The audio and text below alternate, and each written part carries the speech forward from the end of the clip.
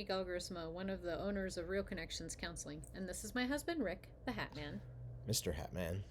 And we briefly talked yesterday about the retreats that we have coming up. But Rick mentioned that there were a couple of things that were going to be different about this retreat. I'd like to talk about that today. Yes, thank you, Monique. One of the things that is very different from other retreats that we have been to or other workshops that we've been to geared to couples is interaction with other couples.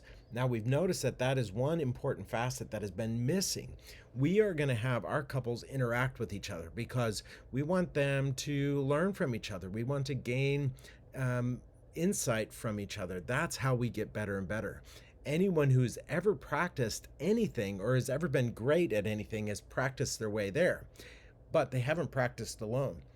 They have practiced with a team of people along the way that has helped them get to greatness. That's what this retreat is about.